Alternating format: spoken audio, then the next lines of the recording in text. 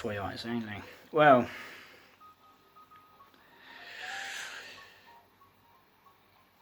it's probably my favourite Roger Moore Bond film in the sense that it feels a proper performance. And it's not to take anything away from Sir Roger Moore, but it's there.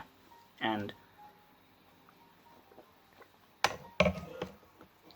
first of many films that John Glen directed. I mean, he directed, something like 5 or 6. And it seems that John Glen, having worked behind, on a second unit and assistant and editor and all the rest of it from around on the Majesty's Secret Service, if not just before, wanted to take Bond back a little. I mean, there's gadgets and the like, but Bond is, be it the death of Ferreira or going after, oh god, I've forgotten his name already, a chap who kills Melina's parents. Thank you. I know somebody probably shouted at the screen, but it's taken seriously by Sir Roger as much as I don't think he cared for it. And of course, the greatest moment in the film as far as seriousness goes is when he kicks the car off the cliff. You left this for Ferreira. Boom.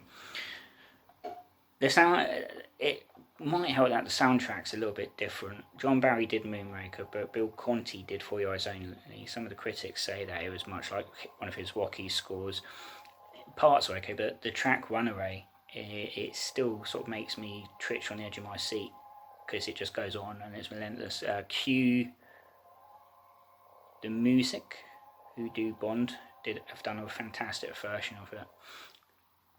It's on their YouTube channel if you check out. And you got one of the best allies in the Bond film, Columbo, right in the same level, Draco and Corimbe.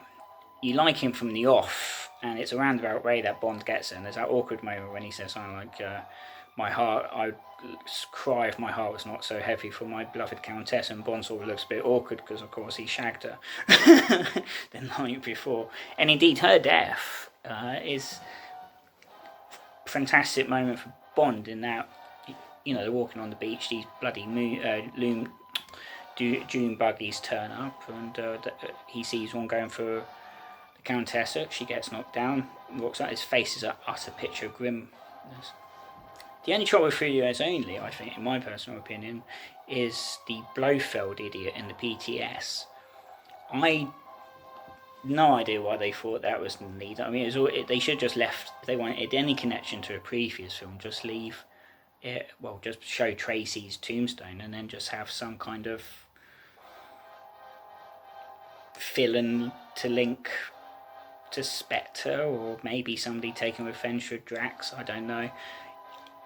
It's awkward, especially when Blofeld shouts, I can offer you a delicatessen in stainless steel, whatever it is, and you think, well,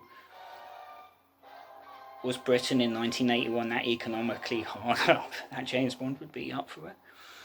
And then, of course, at the end, you got Margaret Thatcher, played by the late, great June Brown, who did impressions of her from, the early, mid-70s when she became Tory leader. Mike Yarwood, the great impressionist, tried doing Thatcher initially because he had done everyone before, Macmillan, Wilson, etc., etc.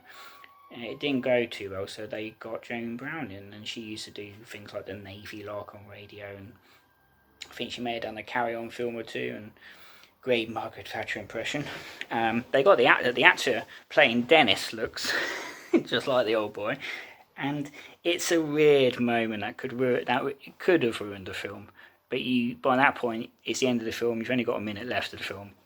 Is it enough to ruin it? Some people would say. I know what some people think about Lady Thatcher, but in the other way, it's not. It's about time that the Prime Minister was seen congratulating Bond for his duty. Thank you. However, you got the Bond girl Melina, played by the beautiful Carol Bouquet. I like her a great deal. I don't mean in terms of her looks. She is a beautiful woman even now. It's the fact she and Bond don't, consummate until after the film's technically finished. I think he feels protective to her, not like a father-daughter, but she's had her parents murdered.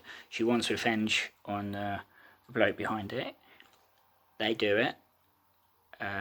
She kills him. Bond gets her out of there after his Lotus goes. And she does her best. It's not a polished performance. It's not as heart-wrenching as Trace, Diana Rigg, or even as good as Honor Blackman, or the like. But she does a good job, I think. It's hard, really, when you're not necessarily English speaker. I think, you know, the Plutzi was dubbed, Claudine Uga was dubbed, Ursula Andress was dubbed. I'm assuming they all spoke English, but clearly there was a reason why they was dubbed. And Carol Bouquet, I forget who was meant to play Melina in the film, but either way it didn't happen. And yeah, it's not a bad film, as I say. I'm trying to think now. Oh yes, the 2C fee. The first time you see the 2C fee, you have the same expression as Bond, like, fuck, really?